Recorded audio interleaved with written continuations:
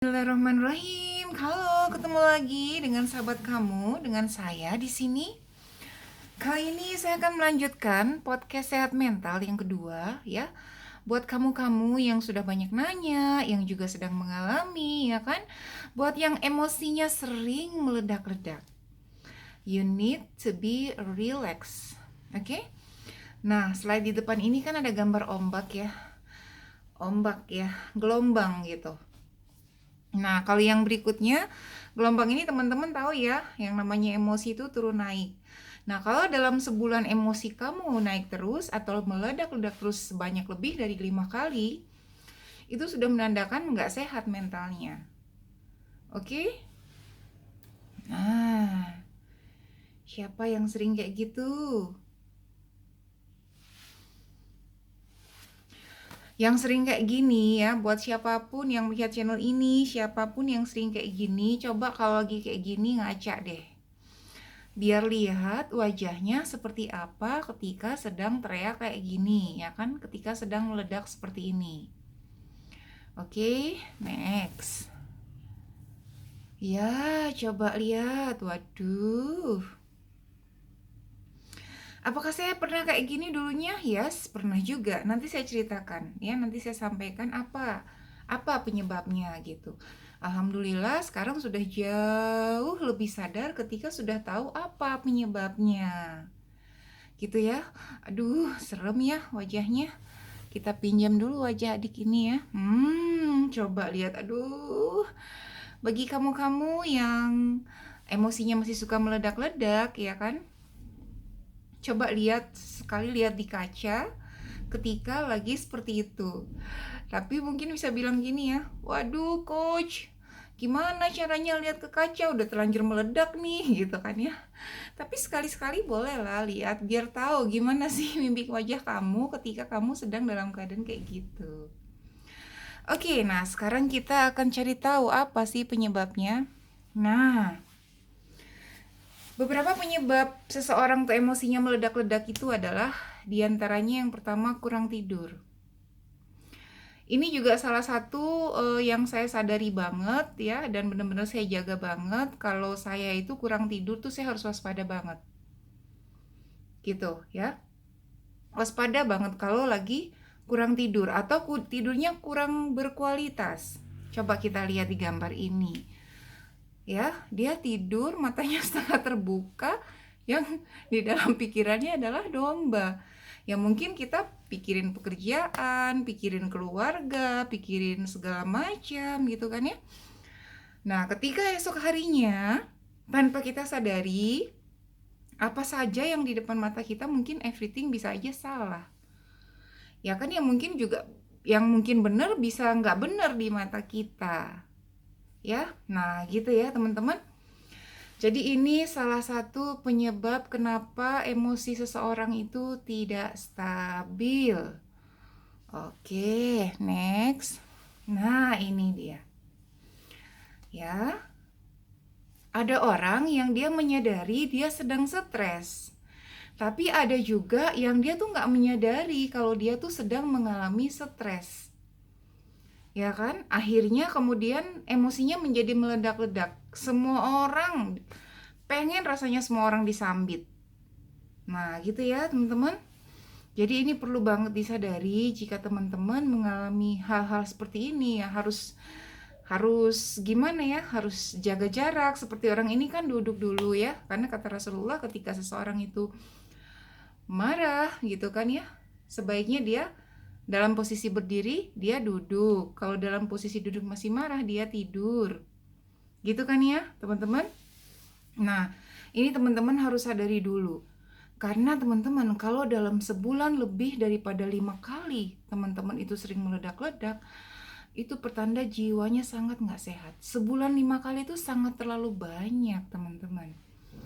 Ya, satu kali aja kalau bisa jangan nih satu kali.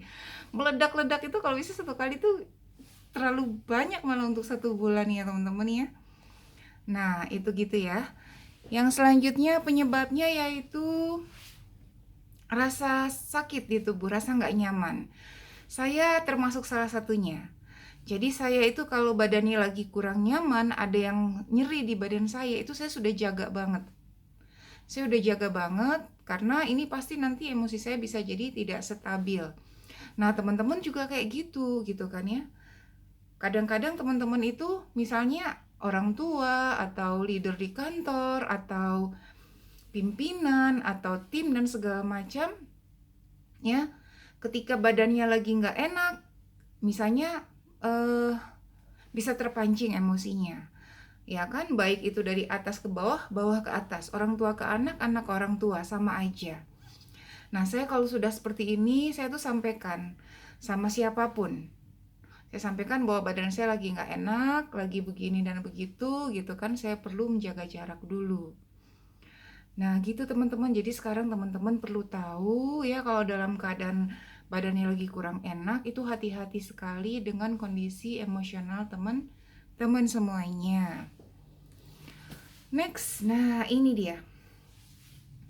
Ini salah satu penyebab yang sangat banyak saya tangani. Ini adalah karena banyak sekali tumpukan-tumpukan di dalam kepalanya yang berasal dari masa kecilnya sampai remaja, sampai awal dewasa, sampai dia menjadi usia dewasa dan matang.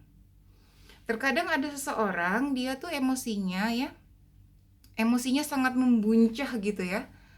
Sangat membuncah ya. Ketika ada sesuatu yang memicunya langsung pengennya meledak gitu kan ya.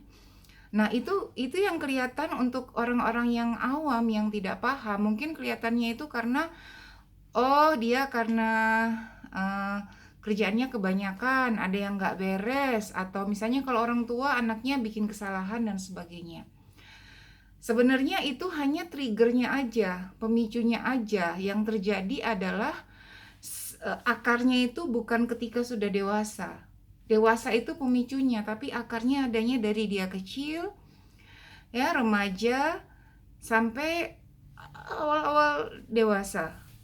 Itu yang paling banyak saya temui. Yang paling banyak saya temui itu adalah akarnya semua berawal dari masa kecil.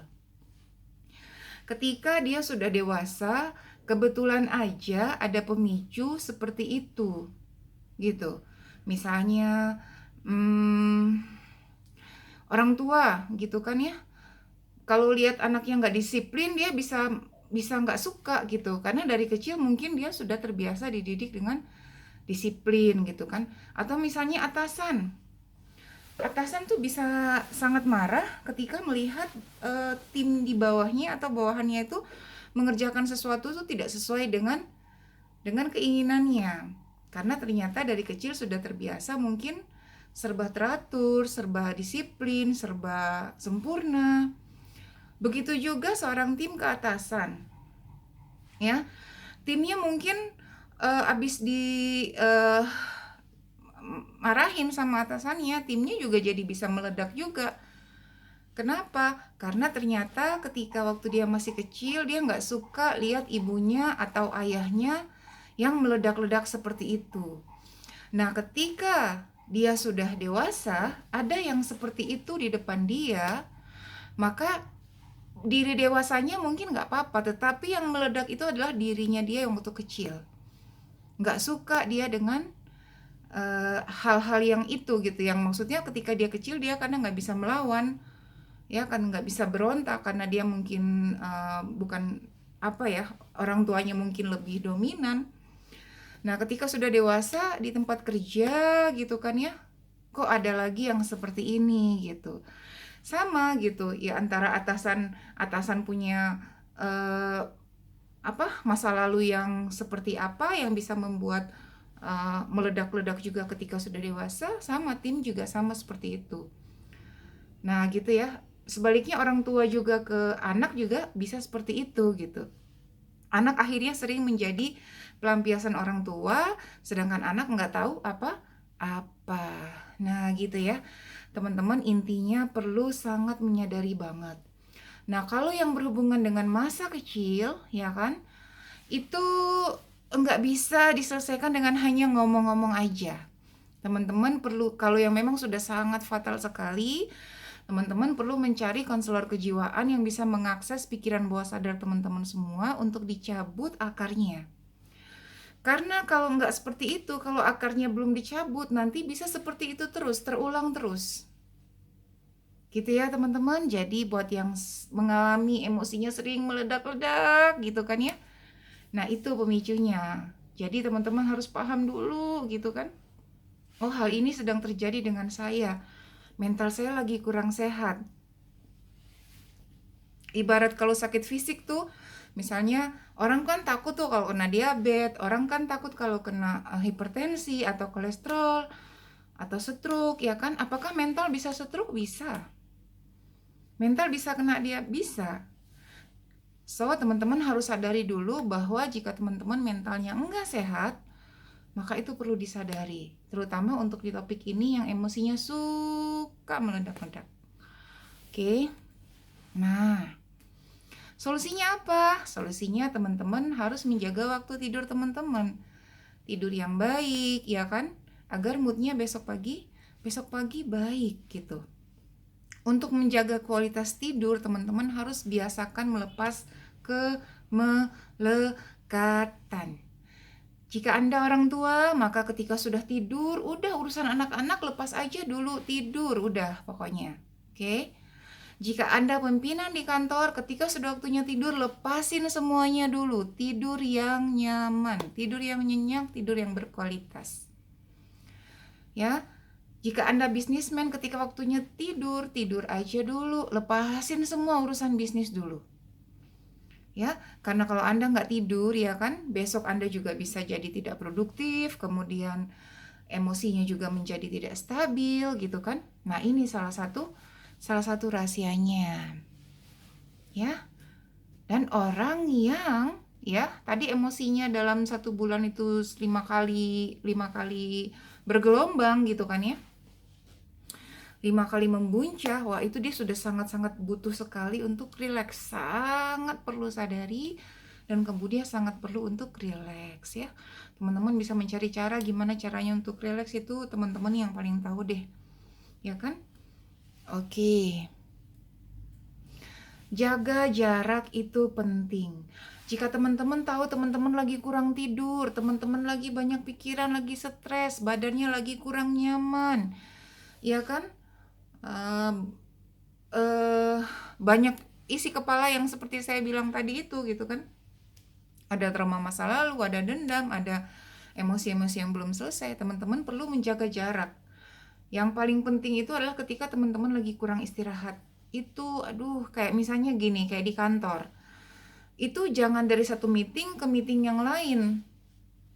Apalagi meeting yang memerlukan energi dan fokus yang cukup tinggi. Itu paling tidak dari meeting yang lain ke meeting yang satu tuh perlu jeda 1 jam. Seperti saya juga sebagai seorang coach dan juga sebagai seorang konselor kejiwaan, itu saya memberikan jarak antara coach yang satu dengan klien yang satunya. Saya memberikan jarak karena saya juga perlu untuk refresh, saya juga perlu mengalirkan apa-apa yang tadi sudah saya terima dari klien saya, maka saya juga perlu netralisir dulu agar saya bisa fit kembali untuk menangani klien yang berikutnya. Gitu ya teman-teman. Atau mungkin juga ketika teman-teman sedang dalam keadaan badannya lagi nggak enak nih, ya sedang letih misalnya, atau ada yang lagi sakit, ini sangat penting untuk menyadari agar bisa menjaga jarak dari sumber yang bisa membuat emosi Anda itu sangat bergelombang tinggi. Oke, next. Nah, ya sekarang kan orang tuh rame-rame tuh lagi physical distancing kan. Nah, sama buat orang yang sering banget ya mengalami gelombang emosi yang sangat tinggi, maka sangat perlu sekali menjaga jarak. Dari siapapun itu, dari sumber itu gitu kan ya. Lebih baik menjaga jarak dulu ya kan, agar apa? Agar nanti ketika sudah tenang, baru teman-teman bisa mengambil keputusan yang baik, ya kan, bertindak yang baik gitu. Karena biasanya ketika sudah gelombang emosi dibiarkan tinggi terus menerus gitu kan, nanti akhirnya penyesalan di belakang. Saya ngomong seperti ini karena saya sudah sangat mengalami semua itu. ya gelombang yang tinggi, ya kan. Banyak sekali saya menyadari gitu kan ya. Ya kan? Nah, ada satu lagi yang perlu saya ingin teman-teman sadari ketika teman-teman yang sering gelombangnya tinggi, gelombang emosinya tinggi, sadari juga teman-teman itu orang tuanya apakah ada yang seperti itu salah satunya. Sehingga teman-teman, oh iya ya, jadi gini, ketika ada salah satu orang tua dari teman-teman yang emosinya gelombangnya sering tinggi, nah itu yang ternyata teman-teman melihat dan merekam dari kecil, maka itu kalau teman-teman nggak sadari akan seperti itu terus. Ya, sadari agar apa? Agar teman-teman bisa menjaga jarak, ya, menjaga jarak apa antara eh, teman-teman dan apa yang teman-teman lihat waktu kecil gitu kan. Oh saya ya saya, orang tua saya. Untuk itu teman-teman perlu berlatih ya. Berlatih pertamanya dengan menyadari dulu. Oke, selamat menjaga ya kan, menjaga mentalnya tetap sehat dengan cara apa? Dengan cara jaga jarak ya kan. Ya tadi menunda reaksi. Menunda reaksi itu jika kita tahu oh saya lagi kurang sehat, badan saya lagi terasa sakit, atau mungkin yang perempuan lagi PMS, atau mungkin ada juga yang dia tuh bisa meledak-ledak itu ketika dia sedang lapar atau sedang kebelet juga bisa gitu ya. Nah kalau di sini kan nggak bisa semuanya saya berikan karena itu biasanya nanti ada di materi-materi saya khusus di kelas-kelas. Ini saya berikan sedikit materi, semoga bermanfaat buat teman-teman di channel ini. Oke, selamat menuju mental yang sehat dengan banyak menyadari apa yang terjadi di diri teman-teman, ya kan? Menjaga jarak, ya kan? Menunda reaksi gitu. Dan terbiasa sampaikan apa yang sedang teman-teman rasakan, misalnya ke anak, ya kan? Anak ke orang tua, atasan ke bawahan, bawahan ke atasan gitu. Seperti itu ya. Semoga bermanfaat. Barakallahu fikum.